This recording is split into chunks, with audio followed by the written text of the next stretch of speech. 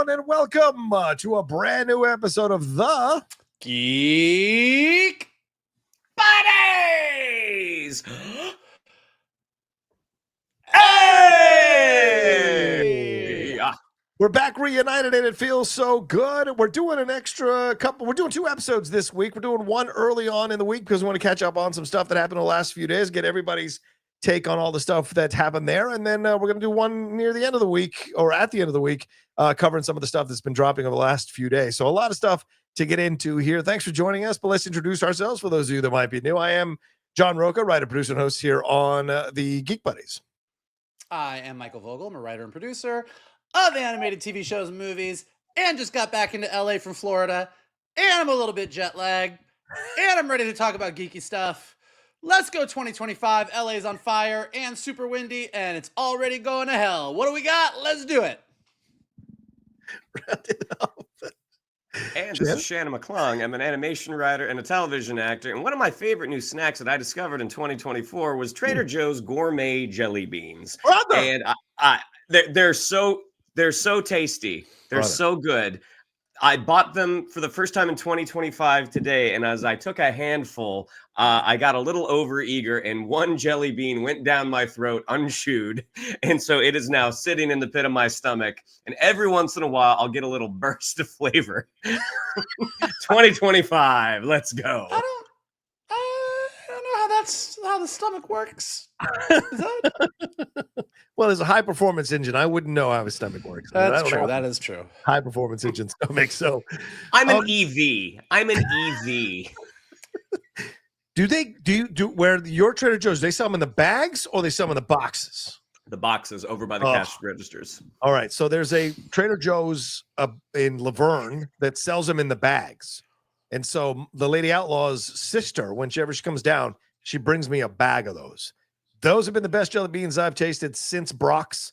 And so that's a hell of a compliment that you also like them as well, because I know your palate is very discerning. Yes. Go ahead. How big are these bags? Like I don't know, like this. So larger than the box. Oh, much larger than the box. There's like 5 boxes in there. So the boxes, every flavor is delicious except for licorice. Yes. And licorice, the color is so close to grape that every time I get it, I'm like, it's Russian roulette every time. And I'm about 50-50. I'll put one in and like it ruins the mouthful of jelly beans. Michael, do you remember candy? You're in such fantastic shape. I don't even know if you eat candy. Listen, thank you. I am not in fantastic shape after the holidays, but while you guys are eating your jelly beans and enjoying 2025, I started my 2025 yesterday with a fasting day. Whoa. And am now hardcore on my trainer's meal plan. So there will be no jelly beans for this boy for the next several months. So we will see. I don't trust the trainer. If you just swallow it whole, I think it doesn't count. I don't know if I trust a trainer that doesn't let you have jelly beans. What are they training you for? You know what my trainer calls his training company is Geek Body Fitness. And do you know how confusing it gets when you do Geek Buddies and your trainer is Geek Body? And you just like, it's just one vowel off. body, wanna geek my body. You wanna get a good geek body, buddy? Geek buddy? It really sounds like a come on. Hey buddy, you want a geek body? Hey, yeah, give you a geek body, buddy. You want a geek body from a geek buddy? They see us coming with our tank tops. He always wears his like geeky. He's got like a Mega Man workout tank top. I got him like a Sonic the Hedgehog tank top, and I'm always wearing like my Disney, X-Men, Star Wars tank tops, and so they see us coming when we walk into that gym. Wow. And just for reference for people and for Shannon, this is what the bag looks like. This is absolutely the bag. Oh. And it's a hearty amount of jelly beans. It's like $9 to $10, which is insane for jelly beans, but it's kind of worth it. I love that John Roca started this episode announcing that we were doing 2 episodes this week because there was so much we had to cover, and we spent the first 5 minutes of the show talking about the goddamn Trader Joe's jelly bean bags. And Shannon's love of the grape, but hatred of the licorice. Even gourmet licorice is garbage. You want a nice jelly bean, buddy? Little jelly bean body, buddy. That's a jelly bean in your body, buddy. All right, so we got so much to cover, as I said. So we're gonna break it up into a couple of in the sections here on the show. Our main topic is definitely going to be the Jason Momoa news, what just happened last night with Joshua Horowitz being interviewed on the red carpet, his comments about Pattinson possibly becoming the Batman in the James Gunn's DCU. Is that getting closer than we would have thought, judging from his comments, but also overall what we're thinking about DC at this stage right now? We're going to get into a trailer for Last of Us Season 2. We're going to get into some Squid Game Season 2 spoiler review as well. But we're going to start off with the Golden Globes that happened just a couple of days ago. You see The Rock there. Hey, Dwayne. So much Ray Fiennes looking at Nikki Glaser, a wonderful job hosting. I really didn't expect her to do a great job, and she did. She nailed it from top to bottom. Jokes came close to the line, didn't cross the line. If you want to hear some jokes across the line, watch her appearance on Howard Stern the next day. Those were some crazy jokes that went across the line. But she did a really good job hosting this thing. But there were some surprises. There were some shocks in terms of wins and what have you. So, Michael, you first here, man. What did you think of the Golden Globes overall? What did you think of some of the winners here? Amelia Perez winning for musical or comedy, winning also Best Motion Picture non-English language. A lot of people were surprised by this. Flo winning Best Animated Film over Inside Out 2, and some other, and The Wild Robot, which was kind of a surprise. But Brady Corbett winning for The Brutalist, motion picture screenplay to Conclave. Adrian Brody winning Best Actor, Fernanda Torres winning Best Actress, Sebastian Stan also getting himself a Golden Globe, and Demi Moore winning for The Substance. So what are your thoughts overall? Anything stand out to you? Thoughts on the Golden Globes? In general, I enjoy a year where everyone gets a little bit of something. Now, on the TV side, Shogun pretty much just like swept it as it should have. Like Shogun ruled it all, and Shogun should have ruled it all because holy shit, what a show. But on the movie side of things, it really was a little bit of everything. Everyone got a little bit of something, including Wicked getting that new award that Vin Diesel came out and announced. The we don't think you're a good movie, but you made a lot of money award that the Golden Globes decided to throw in there. It was good. I thought Nikki Glaser did a great job. I thought she had some really, really, really funny bits. And again, like you said, she was just the right amount. Like she didn't try and do too hard. She had some really great moments. I think like there's the opening monologue, which you're really always judged on, but then it really is, you want someone to come in and do a couple bits, but sometimes people come in and do too many bits. And then you're like, all right, now I'm tired of you. But if they don't do enough bits, you're like, why'd they even hire you? And she really did have the right amount of everything. There's some weird stuff. Like they always try and do new things. Every year someone comes in to do an award show, we're going to do things differently. But that whole everybody kind of coming out and standing to the side with everyone behind, like, I don't know what that was. I really didn't like that. I think Amelia Perez is a good movie. Okay. I very much enjoyed Amelia Perez. Amelia Perez getting Best Musical or Comedy over Wicked is really a choice. This is the gay Sophie's choice, isn't it? I feel like it must be. It's not really the gay Sophie's choice. I mean, it is, but it isn't. Like, look, gay people's loyalty to a Mexican movie directed by a Frenchman that is sort of steeped in controversy for several reasons and has a bunch of musical numbers that aren't really musical numbers versus the movie adaptation of most people's favorite musical of the past 20 years. It's not really a Sophie's choice. It's not a Sophie's choice, but the Golden Globes made the wrong choice. That was a surprise. Zoe Saldana winning over Ariana Grande was, again, a choice. But all in all, I liked it. And then, I think like all of us, when Vin Diesel came out and said, hey to The Rock, maybe one of my favorite moments of the night, because I sat up and I said, I was watching it in St. Augustine with my dad. And that happened. And I sat up and I said, holy shit. My dad said, what did you say hi to The Rock? I'm like, I can't explain it to you. It's too much. It's too much. I can't get into it right now. I'll tell you about it later. So all in all, I thought it was an enjoyable evening. Filled with a couple surprises. And again, like I said, in a year where, we always talk about this, every 3 months, some director, some cinephile, some reviewer says Marvel and Disney are ruining Hollywood and there's not good movies out there. So when you watch the Golden Globes, which is gearing up for the Academy Awards, and, Amelia Perez gets a little bit, Wicked gets a little bit, The Substance gets a little bit, The Brutalist gets a little bit, Conclave gets a little bit, you're like, I think we're doing fine as far as original movies goes.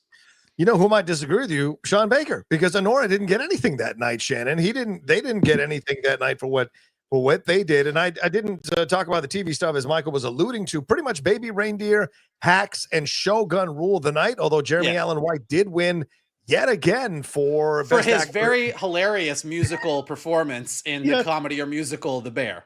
The Bear, over Martin Short, over Steve Martin, over Ted Danson, who it was nice to see nominated for Man on the Inside, but Shogun pretty much, but also Baby Reindeer beat out The Penguin and True Detective, Night Country, and Monsters to nab that. And then Jodie Foster beat out Kristen Milioti, according to the Golden Globes here, for Best Performance by an Actress in a Limited Series or Motion Picture Made for TV. So your thoughts overall on the film and TV stuff? What stood out? What didn't stand out? What worked for you? What didn't here? I mean, the choice, the producing of this year's show, like, I'm never a big awards show guy. I do like the Oscars. The Oscars is always fun. I never bother to watch the Emmys. So anytime I find out about TV awards, it's typically through the Golden Globes. The way it was produced, I thought that was really dumb, because it seemed like a lot of people had trouble with that teleprompter. It seemed like the sound was really, really bad. Yeah. And I hope that, it is nice that as a television audience, we're getting to watch the awards. I can't imagine what it would have been like in the room to have someone speaking off to the side, announcing the nominees. Like, it felt awkward. And like, I don't know whose idea that was, but you would think that would have gotten nixed very early, because it was just kind of a weird, kind of dumb idea. Nikki Glaser has been, for a lot of folks, probably don't know who she is. I mean, she's a stand-up. She's been around forever. I mean, and she's incredibly funny. And part of the charm of her was the fact that she's like, I don't know any people. Like, I'm a successful stand-up. Stand-ups know who I am. But unless you watch the roasts, more than likely, this is the first time you're seeing me. And so getting to see her have a comical fangirl approach to it, I thought was really, really funny, especially her bit with Harrison Ford, or when she talked about Harrison Ford after he asked her to take his drink order. I was like, that's really funny. The movies, this is the first year that the movies haven't really excited me that much. I mean, I haven't seen all of them. Okay. The Brutalist is one that whenever, like, it's only playing in like 2 theaters in LA right now. You're not going to make it to the Brutalist. I just fucking know. I keep thinking that I'm gonna drive over to Burbank because they're playing it in 70 millimeter, but at the same time, it's not in like the big cozy theater, which maybe that's a good choice, because I will get real comfy. It's not a action-packed 3 hours and 20 minutes. It's very much a conversational 3 hours. I'm going on a date tonight, and my date was like, "Do you want to go to the Brutalist? It starts at 8:15." And I was like, the movie gets out tomorrow. I do want to see the Brutalist. The Brutalist. I still haven't seen Nosferatu because it was sold out for like the week after Christmas, and I haven't gone yet. But aside from that, like, the Brutalist is the thing that I haven't seen that I'm the most excited to go see. But like, I gotta go at like 10 a.m. Yeah. The Brutalist, like, I do really want to see it, and I want to see it on the big screen. Like, I don't want to watch a screener of it. Like, I do want to see it the way that it was meant to be shown. Amelia Perez beating Wicked, I did wonder if there were gasps across West Hollywood when that was announced. I thought that was a little surprising, and I thought it was surprising that both Cynthia Erivo and Ariana Grande both walked away with no awards.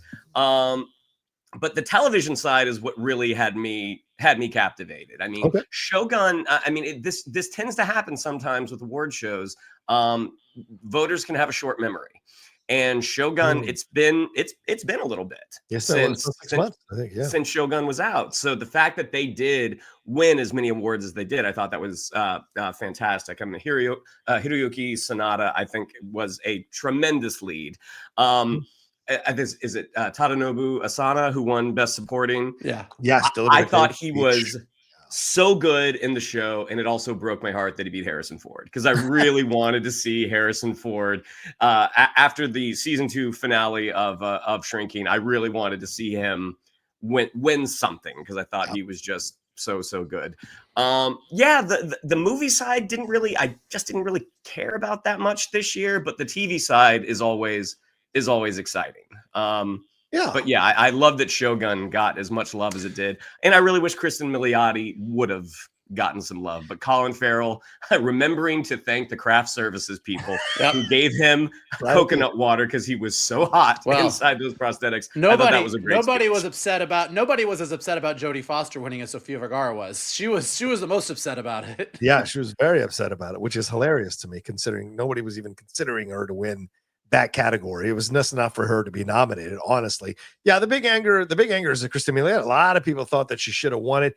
I just think there was more that Jodie had to do in True Detective, which ended up separating her out. But remember, these are international awards. A lot of people are like, oh, this is a harbinger of what's to come at the Oscars. This has nothing to do with the Oscars. This is international awards, international critics. A lot of them don't get votes in the Oscar side of things. So I think if Emilia Perez was going to win anything besides what Zoe Saldana won, this is the place it was going to win it. If Ariana Grande was going to win anything besides these other things, this was the place she was going to. I think this pretty much solidifies her as out on the Oscars. If I can take anything away from this, because this is where she would have won. And the other side, well, fine, that's fine. And the other things of this with the movie side, I'm really surprised how Honora was shut out. But then again, it is an international thing, like I said, and that's although it is have a lot of people from other countries, they are immigrants into our country, and so it's much more focused in terms of an American story that's being told, because it's told through Mikey Madison's point of view and what she's experiencing. So I'm not surprised in the end that it didn't win anything, but I think it's going to have some legs in the Oscars and going to maybe get some nominations there overall and possibly steal an award or two. We shall see. But the TV side, what do you think Honora's going to win? What do you think Honora's going to win? I think Honora could win screenplay. I think Mikey Madison, who has been leading the way for a majority of the award season as lead actress here, I think she's might sneak in there and steal or get the win here for Best Actress in a film. So I think that's very possible. It's between her and Demi, and it'll all depend on which way they lean when this is all over. Remember, we thought Stallone was going to win, and out of nowhere, homie from Bridge of Spies, Mark Rylance, rolled up in there and took it from him. So you just never know how the Oscars are going to go and who they're going to choose. And I think it all depends on the campaign.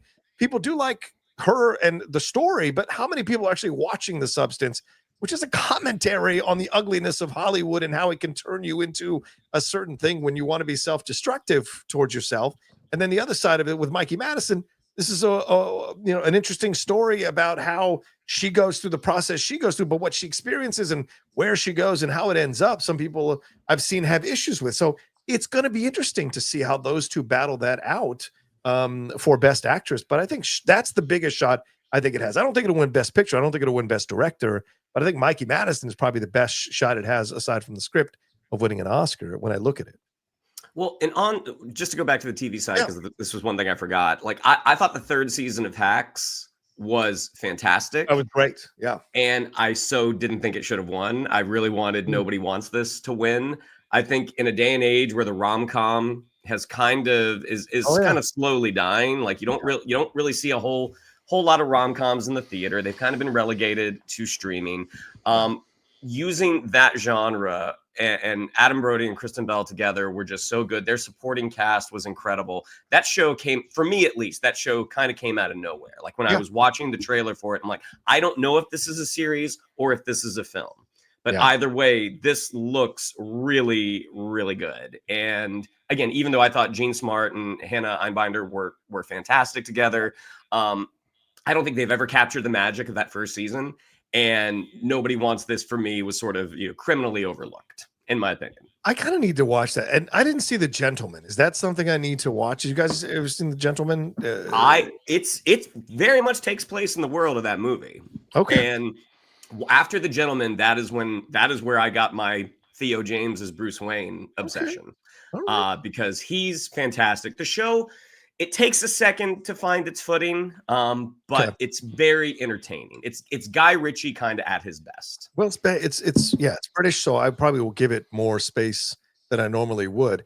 On the film side of this, though, I will say, as much as I talk about Mikey Madison, I was so happy for Demi winning because I just rewatched The Substance. She had a great speech. She had just very beautiful speech, fantastic speech. And that wasn't like, you guys suck. It was more like, here's the deal. I've been doing this. I was told I was never going to have a shot at this kind of stuff. And from Demi's choices in the 90s, she was trying to break out of this ingenue type of approach. She was trying to get Jane, striptease. Like she was like, A Few Good Men. She was trying to go for harder roles, more serious roles. I think she's the best of all of that Brat Pack, having watched that documentary over the winter break finally. Yeah, she is the most talented of them all. And so her at least getting the Golden Globe, even if she doesn't get the Oscars, I think it's great that she got the Golden Globe and got to deliver that speech. I was so happy for Sebastian Stan, who of course has been taking it for The Apprentice, but getting this for A Different Man, I thought was a nice surprise overall. But I will say this, on the supporting actor side, I have got to push back on the Kieran Culkin thing. I don't get it. There's nothing he does in that movie that he didn't do in Succession. Absolutely nothing.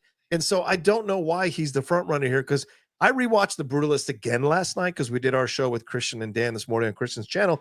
And that's the 3 hours and 20 minutes I committed to last up to 1 a.m. And Guy Pearce is incredible in that movie. And I think he's the one that should be winning this Best Supporting Actor. So I was really surprised that it went to Kieran Culkin for A Real Pain. Have you guys seen that? What do you think? I saw A Real Pain, and I thought that was... There's no way for this not to sound patronizing, but it's like, that was a nice little movie. Right. It's a very small story, and that's okay, because it was a well-told story. Yes. I don't think it deserves the accolades that it's getting. To me, that was kind of bananas. And as great as Kieran Culkin is, I do agree with you, Johnny. I mean, I think in the shadow of his Succession performance, this does not need to be highlighted, in my opinion. It's quizzical. What have you, Mike? Have you seen this though? What's your opinion? I've not seen either of them, so I don't really have an opinion. I want to see both. Although now that Shannon just patronized the movie and called it little, maybe I'll put it lower on my list. Wow. It's a nice little movie. You pat it on the head, give it a lollipop, maybe give it one of those grape jelly beans, send it on its way. Chew it all the way. Chew it all the way. What did you think, John? I mean, like, obviously we all know what it was, but like when Vin Diesel came out and said, hey, to Dwayne Johnson, and Dwayne Johnson's face was frozen in a rictus of a smile that looked like he was about to bite the head off a rattlesnake. Like I said, I had a reaction, but my first thought was, oh my God, what is Johnny doing right now? What was your thought? What went through your head? I tweeted this out. This is exactly how I felt when he did it. I was like, you son of a bitch. The feud that will never die. You did this in a public way at an award ceremony. But then also the shit talker in me was like, bravo. This is where you do it. This is where you go at him. And Dwayne's reaction was like, and this is so fascinating to me, because the next night, as people know, he was on WWE Netflix, the debut of Raw on Netflix, and he delivered a speech. He was kind of off. He didn't deliver a strong promo, The Rock. So it was really surprised. So I wonder if the Vin Diesel thing, because everyone was talking about the next day, I wonder if it unsettled him. And I'm surprised he didn't address it in the promo and make some kind of comment in the promo. So when I saw it, immediately it was like, I was so mad at Vin, but then the other side of me was like, you got to respect it when you bring that hammer, because Dwayne couldn't even respond. What's he going to do? Pull a Will Smith and walk up there and smack the fuck out of Vin? No. So well done, Vin. Well done, Vin. That's when you do it. I think that's a better fight if The Rock jumps up there than Will Smith and Chris Rock. I don't know. Just because Vin can fight on screen doesn't mean he can fight in real life. I don't know. But I bet he's got about 100 pounds on Chris Rock. Well, we will see. Yeah. Any other moments stand out for you guys? Any other scenes, or speeches or moments of humor? I mean, I thought Popular was hilarious and her stopping. Popular was, but again, she did a great job of, I'm gonna set up the Popular joke, but instead of, I always think of Dave Letterman doing the Oprah thing from like however many years ago, where he just like totally bombed at the Oscars. Like the Popular joke was really funny for exactly as long as she did the Popular joke. Yes. And then she got the phone call to call her own ass off stage. Like it was exactly the right amount. And then it was the joke of, please don't do this, it's really stupid. And she had a whole good bit with that. So like I appreciated the bit, but I also appreciated the bit to get out of the bit, if that makes sense. Like it was like a double, like, yep, well done. Oh yeah, really well done. I do think it was really like watching the show with my dad, who has not seen most of these movies and has wild opinions. He asked me 3 times what Amelia Perez was about, and I just refused to get into it. Refused. What is Amelia Perez about? Like every time. So because every time it won, he'd be like, "Wait, what is this? It's on Netflix. What is it about?" And I'd be like, "Dad, it's wild.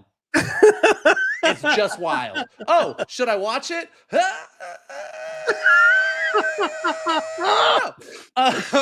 And then, but I will say, my dad, the funniest thing, the thing that got my dad the most mad was best lead actor for The Bear.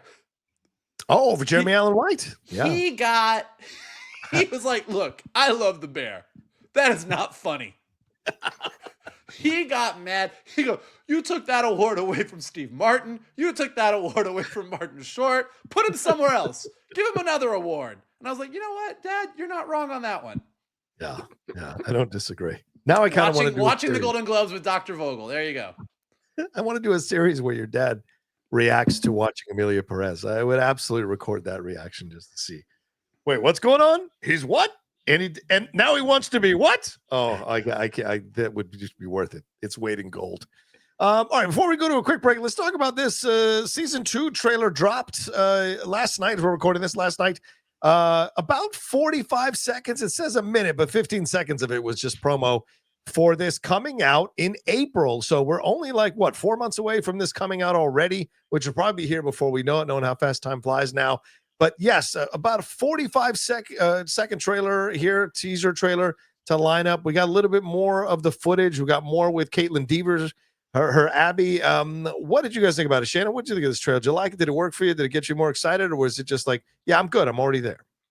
I mean, I was going to be already there no matter how the trailer turned out, unless they do a shocking right turn in terms of the way they tell the story.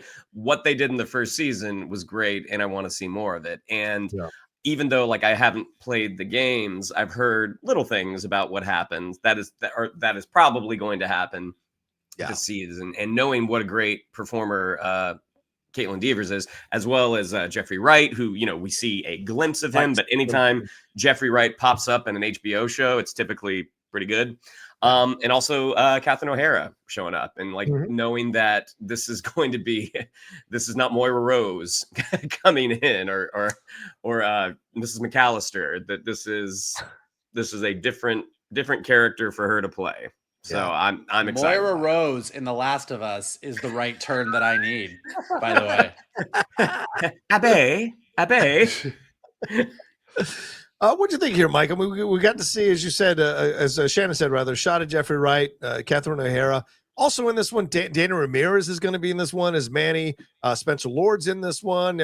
Isabella Merced, who is about to be Hawkgirl in Superman, she is in this. So it's a very strong cast coming back for this season 2, but people are still upset about Caitlin Dever playing Abby. What are your thoughts on this trailer and overall what you see coming here in April? I'm excited. I got no issues. I'm just let's bring it on. I don't think this trailer really gave anyone anything new. I don't think this trailer really was then they just showed this thing. But as far as just keeping the hype going until we get to April, sure. But I mean, I think most of the world that liked season 1 is ready for season 2 and can't wait for it to get here. And it feels like it got here faster than some other HBO shows, which I also appreciate. Yeah. We're okay, this is the pace we need. This is when I want my season 2. I don't want to wait 3 years. DC should hire Michael to go talk to Matt Reeves. Matt, we need to pace. Matt Reeves, we need the pacing. We need that Batman Part 2 immediately, for God's sakes. Yeah, I thought the trailer was fun. Some of the imagery, because again, I haven't played the game like Shannon, so some of the imagery we got here, though, it teasing a bigger story, a more unsettling story. Seems like we're going to get more with the creatures and what have you. So all of that works, and then this stellar cast. I mean, good God Almighty, I can't wait. Plus, it's all set in the snow, so I'm excited for that. So Johnny's a sucker for a snow set scene. Are you kidding? I love the snow. The snow. It said anything in snow, and I'm going to watch your show 100%. That's why I got through Blue-Eyed Samurai. Oh, all of it's in the snow? I'm in. All right, let's take a break here, and on the other side, we're going to get into something that wasn't in the snow, and that's Squid Game season 2, and give our spoiler review here right after this.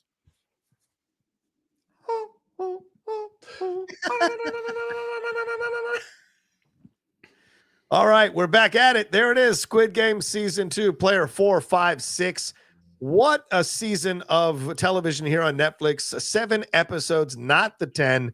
And again, this is a spoiler review. So if you haven't watched it, skip ahead to our discussion about DC happening after this. But what a season here as we see player 4, 5, 6 go back into the game, make new connections within the game, form new teams within the game as he's trying to destroy the game, get another friend, a childhood friend, be involved with him to try to stop what's going on, and then have all these interesting new characters pop up to be a part of this whole situation, splitting up into X's and O's, who wants to stay, who wants to go, the money increasing every single time, and then his battle with the front man, who is, of course, the brother of the detective, who is now trying to figure out how to get into this compound, and then finding out that the boat captain, with that twist near the end, which probably some people saw coming, the twist there was so shocking. And then within the thing itself, having the front man be a character throughout the episode,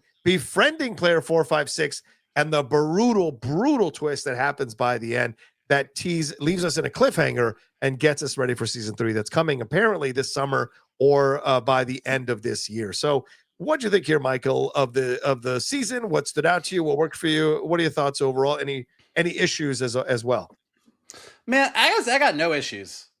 Really? Like, I got no issues with Squid Game. Like, I was like, let's see how they do. Like, can they really get that magic back again? Like, season 1 was so shocking. It was such a surprise. You get pulled into this world. If we go back into it again, how do you keep it fresh? How do you keep it interesting? And man, they really, really did. With some really, really smart choices. Sorry, got a phone call. But first of all, I think, having him come back in and not keep it a secret. And we knew this from the trailer, but I mean, I really appreciate it. Like, lesser storytellers would find some contrivance by which he would go back into the game, but promise he wouldn't reveal that he had been in the game before or do whatever. And I just love that, like, right off the bat, he was like, I've been here before. Yeah. And I know what's going to happen. And letting everyone's reaction be wildly all over the place. Oh, well, then we should stay because he knows. Well, who the fuck are you? Well, then you won, and why are you? Like, there was just so much good stuff. Having the front man come into the game, having them become so close, like, it was all so well done. And then the addition of the voting, I think, really just changed the dynamic of everything that was happening in there. I mean, you built things up to the people that were like, I'm going to do this until the end. I don't give a shit about anybody, particularly like with like the Thanos' character. And the people that were like, I just want to get out of here. And that just adding that dynamic and letting that build up and build up and build up until it kind of boiled over in episode 6. I mean, I think they really they really ended it on a strong. I mean, I was pissed where they ended it. Yeah. Because I was like, are you fucking kidding me? Like, give me more. But they did that. It was the exact right balance of giving us another round of the Squid Games and all the stuff that we liked about the Squid Games, while at the same time changing things and like building the dynamics enough that it really does feel like the story is going somewhere. So like, I kind of was like, not that I wasn't excited about it. I was excited, but I kind of was like, it was such a phenomenon when it came out. Are they really going to be able to strike lightning again? And I really feel like they did. I mean, and I feel like beyond all of the fun stuff about the story and all the violence and all the ridiculousness and the overtop stories and the fun characters, like what Squid Game season 1 did really well and what Squid Game season 2 continues to do is kind of just put humanity's own worst instincts in front of us. Yeah. Kind of put this in like, you would do this. Like, you're all of us sit there and watch the Squid Game, and the reason we like watching it is because we want to question what we would do. Right. And I think most of us, if we're being honest with ourselves, come out a little bit lacking in where we think we should be morally and ethically. Like, we get to there and we're like, God, would I really do that? And they let people react so realistically in those moments where it's like life or death. Particularly the fucking game where they were all in like the musical chairs game where they were all in that spinning circle and then they got a number and had to run into a room. I was so goddamn stressed out watching that. I can't even tell you. I was like losing my absolute shit. Like it was insane. So I'm fully on board. Like Squid Game's like Netflix is a pain in the ass, and their streaming service changed the shape of all Hollywood. And all these articles are coming out now about Netflix executives wanting their showrunners to dumb down the shows because they know that people watch their shows while they're on their phone, and there's a bunch of stuff about Netflix that's kind of like, ugh. But they got Stranger Things, they got Squid Game. Like when they hit it out of the park, they really hit it out of the park. Yeah. What'd you think, Shannon? What stood out to you? What worked for you? What were your feelings on Squid Game season 2?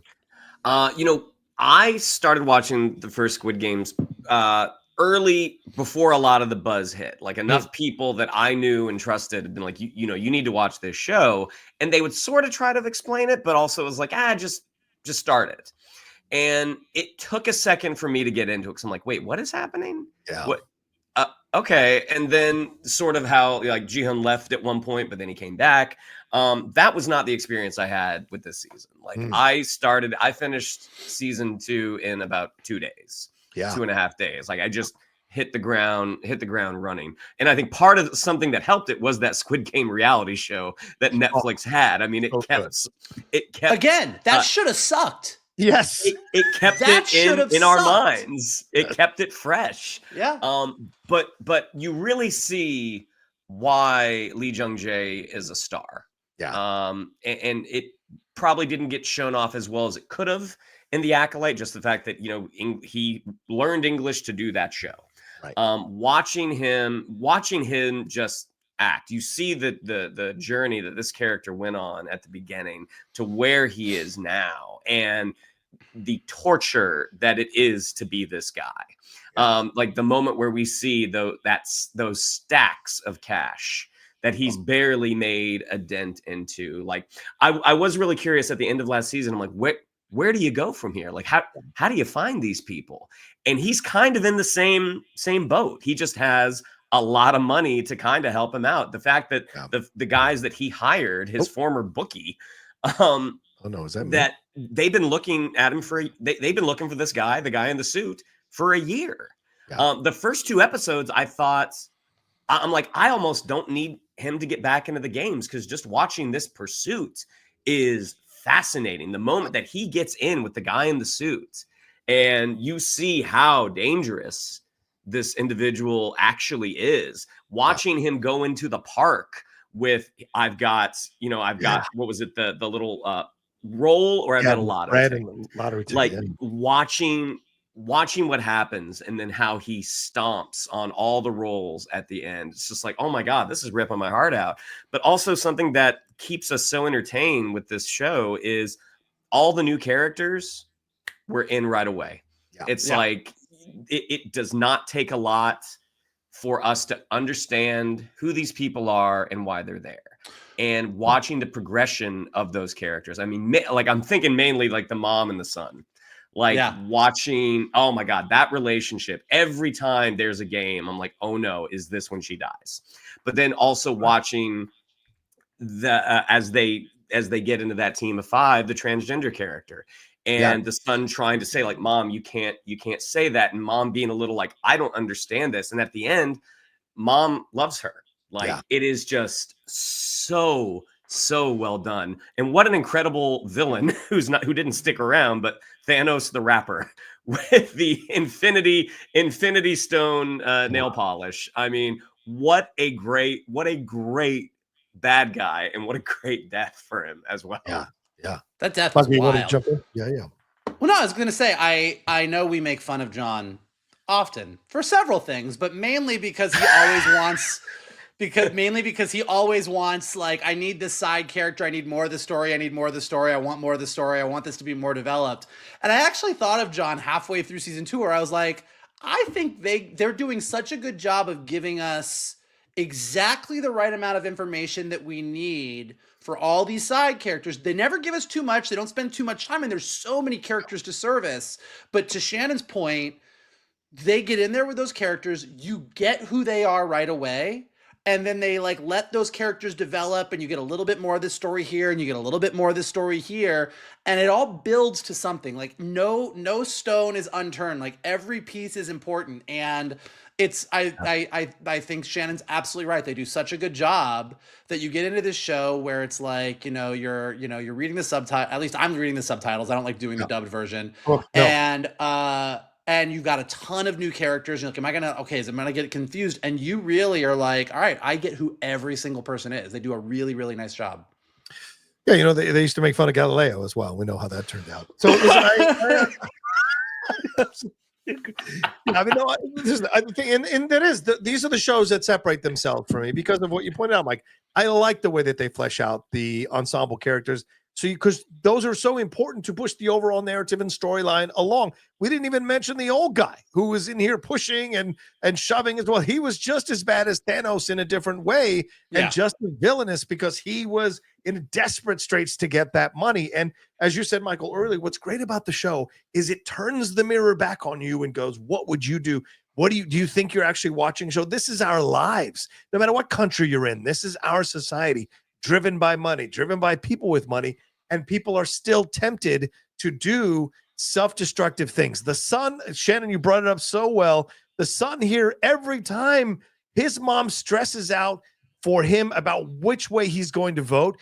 And there are these mothers who have these children who are codependent or addictive, whether it be drugs, substance abuse, whether it be gambling, whatever. And they end up living with their moms or living with their dads because they can't resist this illness, but their moms and dads love them. So they try so hard to get them to do well so that they can survive because they know what their child was like before the addiction got a hold of them. So it is heartbreaking to watch all those scenes with her. And when she gives up on him or in a certain section of the series, you're like, oh my God, what's going to happen now? All of that is great, but not just the new characters, the way they fleshed out the returning characters, the detective himself and what he's trying to do on that boat and try to find it, realizing that they've been fooling him for 2 years about where this thing is at, right? And how that goes on, and him not revealing that it's his brother. Even when he confronts Lee Jung-jae's character, he does not tell him that it's his brother.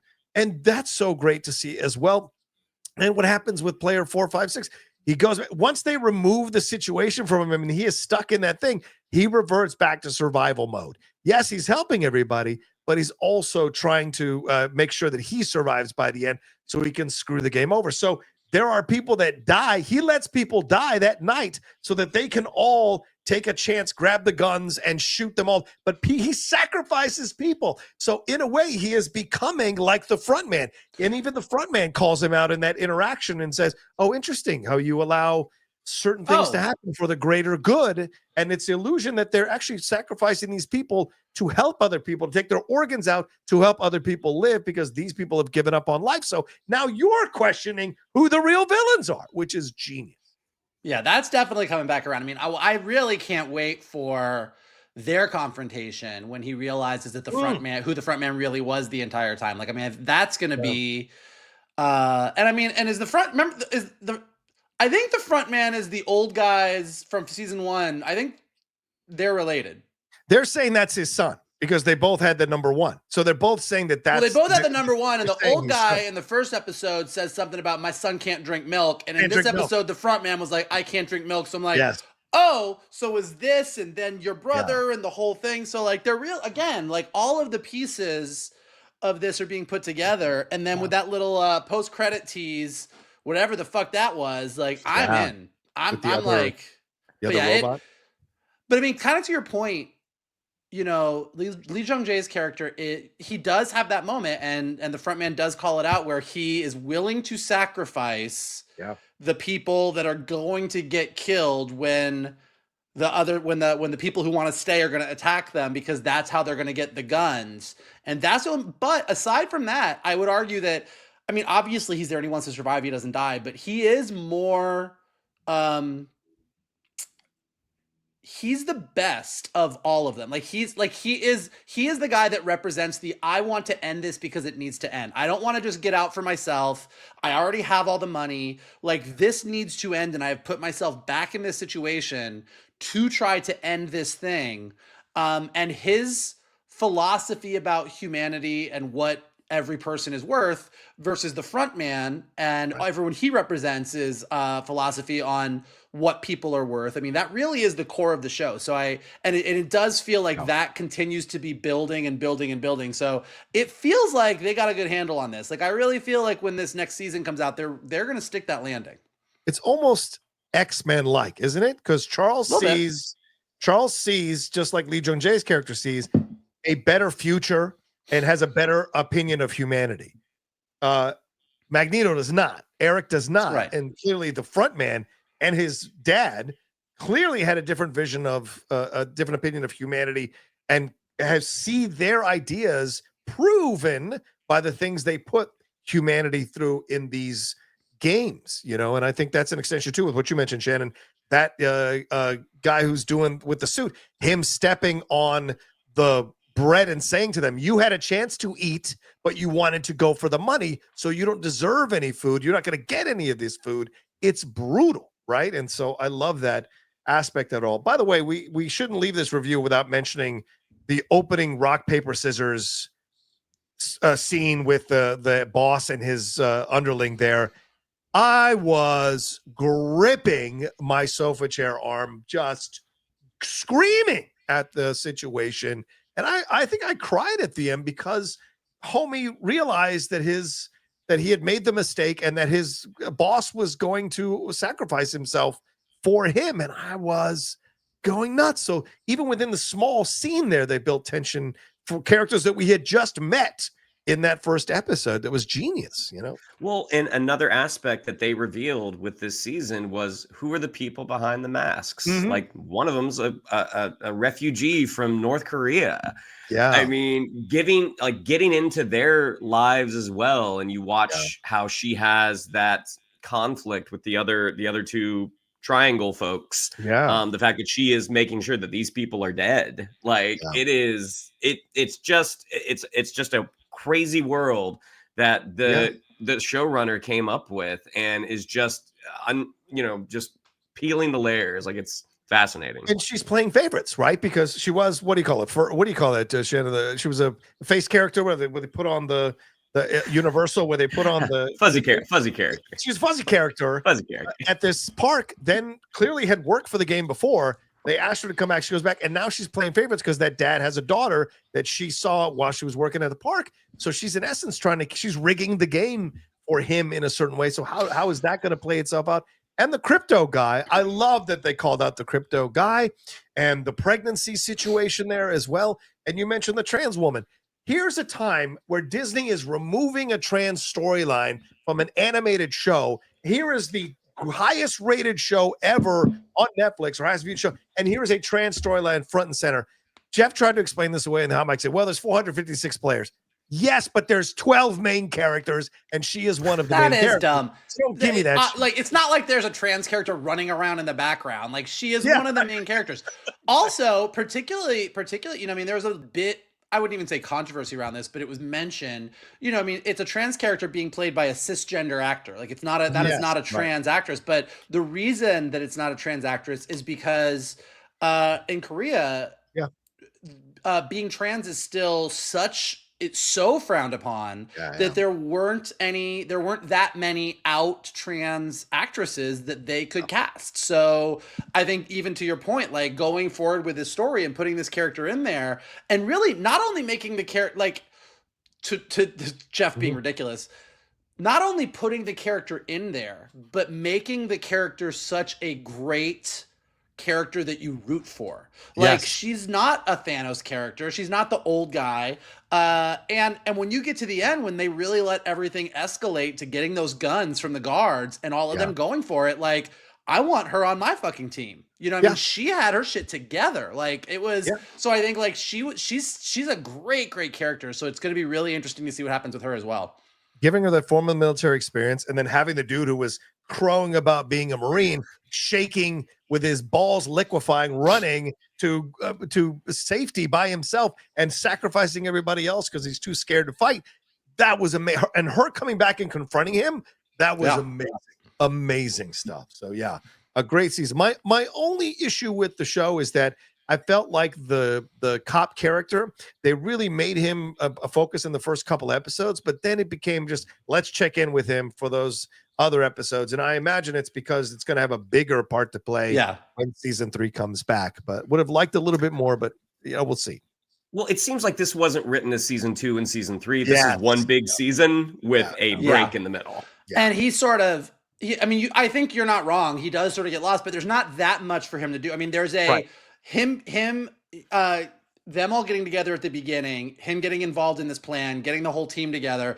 But once they get out on the boat, to Shannon's point, like the pacing wise, they're kind of lost at sea, literally. So there's not that much. I'm not saying they couldn't have found more of a storyline for him, but really you get to a certain point where you're like, the only thing that's important at this moment with this guy is he's fucked because he trusted the boat guy and the boat guy is dirty. Oh my God. That's where we're at with that.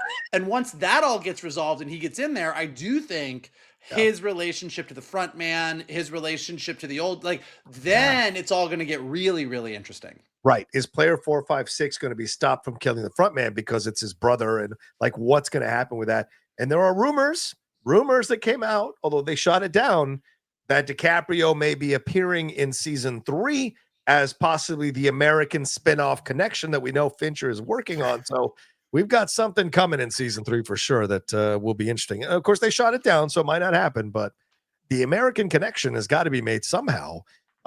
And wouldn't it be interesting if by the end he thinks it's only happening in Korea, but it actually is happening all over the world. And now he's got to maybe try and stop it all over the world, which would be fascinating to see. So, all right, well, there you go. That's our spoiler review for Squid Game season 2. Thanks for watching this or listening to us. So let's jump in now let's do the DC stuff, gentlemen. Shannon, what are your thoughts on this? We got ourselves some DC news. We got Jason Momoa officially announced as Lobo. He's going to be appearing in Supergirl Woman of Tomorrow. They have said that it's a bigger role than just a cameo, but it's not a two-hander. I think Tom King chimed in and said that their original idea for Supergirl Woman of Tomorrow was going to be a two-hander with her and Lobo, Supergirl and Lobo, but they kind of scrapped that. But now they're adapting that to put it into this movie, which will be interesting. And then last night, Josh Horowitz of the Happy Sad Confused podcast was asking Matt Reeves his opinion on what's going on with Batman and what's going on with James Gunn and possibly moving that into the DCEU officially. And Reeves said, what it really comes down to is whether or not it makes sense, what the future brings. I can't really tell you. We'll have to see where that goes. So, Mr. McClung, what is going on with DC? What are your thoughts on the Momoa thing, Matt Reeves' comments, and are we getting closer to a Robert Pattinson in the DCU officially? And will he be in Clayface, for God's sake? To the Momoa story, what was it? 2 years ago when he posted that video, all the announcements had been made that James Gunn is taking over. Aquaman and the Lost Kingdom is going to be the last movie of the DCU. He put up his vague book video thanking James Gunn and Peter Safran and knowing that he was going to be working with them in some capacity in the future. Surprising no one. he's Lobo. And as much as I did like Jason Momoa as Aquaman in this first iteration of the DC universe, I thought his casting was inspired, and I thought this was the Aquaman that they needed for that universe. Right. Lobo is the role this guy was born to play. I mean, you just look at him and it's like, you don't even need to put this guy in makeup. Just put him on a motorcycle that flies and there's your Lobo. So I'm certainly I'm really excited to see him in this role. And I think also introducing him in more of a sort of not a cameo, but a smaller supporting role. Again, this is a universe that already exists, and just sort of acknowledging this guy's existence, I think is smart. I mean, Lobo popping up in different DC projects over the next several years, I think is a lot of fun. I mean, do I necessarily want a Lobo movie? Like Guy Ritchie at one point was going to do a Lobo movie. He's like, I don't know if I need that, but he's a fun character to have come in, wreck house a little bit, and then get his ass whipped by whoever's movie it is. Right. So him playing Lobo, I think, is a blast. Knowing that if they follow that comic Supergirl, how close they follow it, knowing that he's going to be on this planet that has a red sun. He's one of the retrobates that's just out there. I think that's really, really smart. Yeah. To Pattinson and Matt Reeves, like I saw a couple of interviews with Matt Reeves on the red carpet. Yeah, I don't personally, I'm not warm to that idea of including his Batman in the DCU, just because I think the world that Matt Reeves constructed is so very much its own thing. Yeah. And looking at, and even though like James Gunn has said that there are going to be different tones in this universe, I don't think that those two, they just don't seem to match up. Now, something could happen down the line. I'm like, oh, I'm eating my words. Look at that. They match up perfectly. But I think Matt Reeves did not intend for this Batman to be in any other movies other than this trilogy that he wants to do. So I don't think it's the strongest idea. But again, I have poo-pooed ideas in the past. But do you think we're getting closer to it given his comments from last night? I guess is what I'm trying to ask. Not necessarily. Not necessarily. Like he's not. No. He didn't say, but he didn't say yes either. Like I think I don't know if that decision has been made yet. But my guess is that behind the scenes, I don't think they know yet. Yeah. Because it is going to be a little while. Like they're supposed to start shooting in like 6 months, 8 months, something like that. Yeah. I don't know. I hope it doesn't happen personally, but if it does, there's certainly nothing the three of us can do about it. Yeah, that's fair. Michael, your thoughts on both of these subjects here in DC side of things? I think it's funny that Shannon says Jason Momoa's casting as Aquaman was inspired. I would use other words for it. Wow. What would those words be? Wrong. But like it was what it was. God. Like if you're a fan of Aquaman, and I know Shannon is a fan of Aquaman, but like Jason Momoa was never Aquaman. Like he was fun for that role. Like he came in and he was funny, but what Jason Momoa did in the Justice League movie and 2 Aquaman movies in no way, shape, or form was Arthur Curry. What he was Lobo.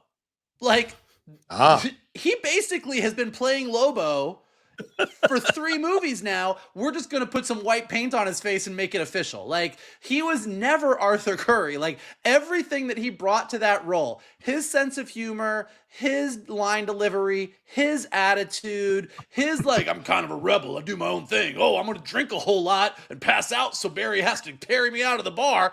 That's Lobo. It's not Aquaman. So like, yeah, I mean, look, him, like I had some people cast me like, what do you think? Do you think this is weird? Do you think it's confusing? Kind of along the whole, we're keeping Viola Davis as Amanda Waller, but we're changing everything else. Like you know what? Jason Momoa, to Shannon's point, he was never born to play Aquaman. He did for a while and it was what it was. But he was born to play Lobo. Like he absolutely like, there has never been a person who was more suited to play a character than Jason Momoa playing Lobo. It's like, to Shannon's point, you don't have to do anything. Like you just put him on a motorcycle and say, roll film. Don't even give him a script. Just let him riff. It'll be great. He is Lobo. I think it's funny that Matt Reeves is being interviewed by the Happy, Sad, Confused podcast because I do think that Matt Reeves is currently happy, sad, and confused about Batman 2. Yes. I think that I disagree with Shannon a little bit. That answer that he gave is 100%. I'm having a bunch of very stressful conversations behind the scenes right now that I can't talk about. Like, so what do we think? We're going to get Robert Pattinson and team up with Superman? Is he going to be part of the... Well, you never know. We're going to have a conversation. You just got to see how things fit. I don't want to be having this conversation. Can I get the fuck off of this red carpet as fast as I can? Like, stop asking me. The more... there has always been, and we've talked about it from the moment that James Gunn announced it. We talk about it every week that this comes up. I don't know that Hollywood has the capacity to do it. I don't know that general audiences have the capacity for two completely separate Batman franchises. Yeah. Robert Pattinson as a younger Batman, living in moody ass Gotham, dealing with his very grounded superheroes, and an older Batman who's had 19 Robins, a Batgirl, and a spoiler, who's now raising his son who is an assassin. And going, cool, yeah, okay, we can do both of these at the same time. Like, and I know that, and I just think that, and I think that Matt Reeves is annoyed by this, and I think James Gunn is probably annoyed by this. I like, if I had to guess, I would put money on Warner Brothers sitting down and being like, guys, we can't. And I also think that the Penguin is part of the issue. I think that when the Batman was just like this kind of auteur movie over here, and Matt Reeves was going to do it, we're going to make a sequel, but it's going to come out in this amount of time, and maybe we'll do a third one. But then, James, if you just make your Batman movie come out a couple years later, they might overlap a little bit, but it's no big deal. Well, Matt Reeves has taken a long time to do the Batman 2. Meanwhile, the Penguin comes out and completely revitalizes. My dad and mom never had any desire to watch the Batman until they watched the Penguin, and then they went and watched the Batman and thought it was great. So like the Penguin came out, and now everyone's like, well, shit, we have this Robert Pattinson Batman franchise, and Colin Farrell is winning all the awards, and everybody's freaking out about him as the Penguin, and everyone's loving this Batman universe. Do we really need another Batman right now? Like, but Matt Reeves is like, guys, this is not what my Batman isn't this. And then James Gunn is probably over here going, guys, his Batman doesn't really. And you have a bunch of people being like, cool, I don't know that we're doing two Batmans. So maybe you guys should at least figure out what this looks like. And I don't know that the Batman 2 is necessarily going to answer the question, but I do wonder if part of the reason that Matt Reeves is taking a long time is that they're at least trying to be like, well, if you squint, could Robert Pattinson have shown up and dealt with Dark Phosphorus like he did in Creature? I don't know. Maybe, I don't know. So I do think everyone is right. I think that Shannon's right that they don't know. I don't think that they've made a decision, and they are just going to tap dance around this thing for as long as they can. But I think that the bigger and more successful the Batman franchise becomes, including all the buzz that the Penguin keeps getting, and the talk about a Penguin season 2, or are we going to do another spinoff? Is there going to be a Catwoman series on HBO Max? The more that Matt Reeves' Batman universe gets bigger and bigger and bigger, the less likely it is that you can bring in another Batman universe to coexist next to it at the same time. I agree with you. I think they're the victim of their Matt Reeves is the victim of his own success. He did such a good job with the Batman, and Lauren LaFranc with Matt Reeves as the executive producer did such a great job with the Penguin. I mean, we're doing this right after Colin Farrell won a Golden Globe. I don't think anyone saw that coming when the Penguin show was announced for portraying the Penguin. And that tells you how much of a pop culture footprint the Penguin has and Matt Reeves' Batman universe has. But I have no doubts that history repeats itself, right? Man of Steel didn't do well. Warner Brothers like, hey, how quick can we get Batman in here? Okay, we'll try to make it work. We'll shove 4 graphic novels into one movie and see if we can make it work. Here's David Zaslav going, guys, can't we figure out how to put Batman in the DC? I mean, Gotham isn't Metropolis, right? So they could exist. I think I know something about the comics. And he's probably sitting there going, guys, make it work. Yeah, I'm your boss. I pay you. You guys make it work somehow. And that's what they're stressing out about. I agree. I don't think it's James Gunn who's the one that's trying to make this happen. I think he's, in essence, being maybe forced to make this happen or pushed a little bit to make this happen, and they're exploring it. And I agree with you. And look, Jeff's reported on this. Other people reported this. There's stuff going on behind the scenes with Matt Reeves in his personal life. They may be affecting the delay on the Batman Part 2. That's aside from everything else. You add on that they're probably trying to revamp the script. If they were to introduce Robert Pattinson's into the DCU as their Batman, how would that make that work in the Batman Part 2?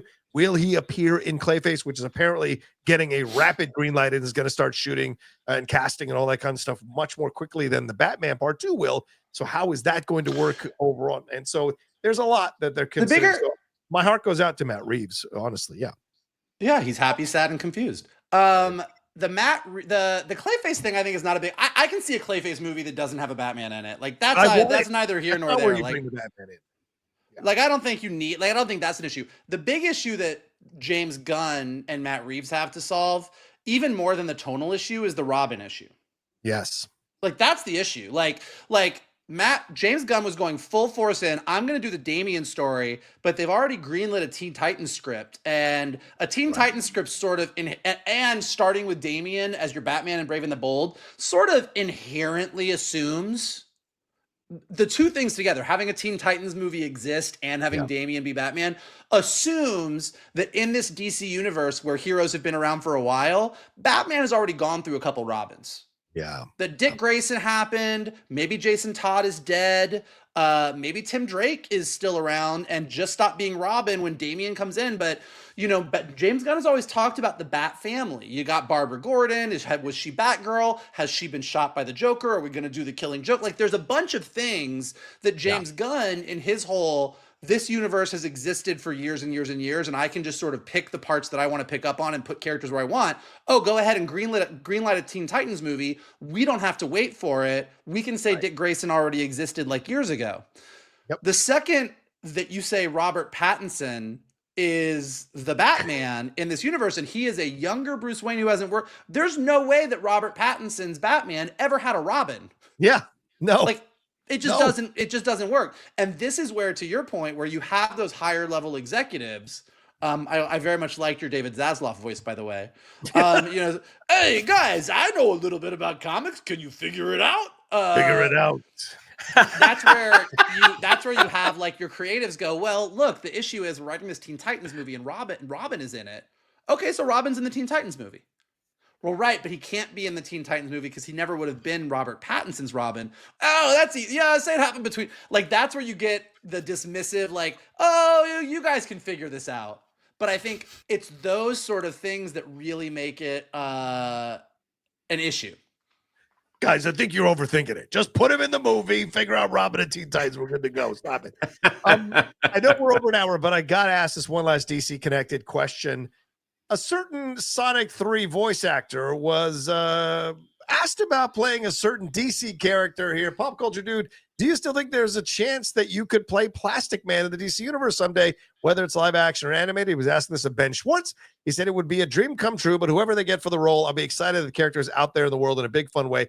James is in the zone with all this stuff. Nice to kiss the ass of the creator. He'll nail it, and I'll be first in line to buy a ticket. Shannon McClung, do we buy Ben Schwartz's Plastic Man? Is this where we're headed? Do we like this idea, or was this just a funny banter on social media? It's funny banter, but he'd absolutely be a great Plastic Man. Like there are a handful of guys out there who would make a great Plastic Man. And I do think Andy Samberg, even though he's not as long and sinewy as Ben Schwartz, I think he would be great too. But I think Ben Schwartz absolutely could be Eel O'Brien, like in his sleep. Jean Ralphio as a thief who gets these powers. Come on, that's a no-brainer. Michael, your thoughts on this? Assuming James won't get Sean to do it, what do you think it would be? Ben Schwartz? You like the idea? I think that Ben Schwartz would be great as Eel O'Brien. I think he'd be a great Plastic Man. I think that Plastic Man as a live action movie is fraught. Even accepting the fact that James Gunn is going for a brighter, shinier, sillier, Silver Age type universe with his DC universe, they're just like, it's so funny. I'm really curious to see Fantastic Four.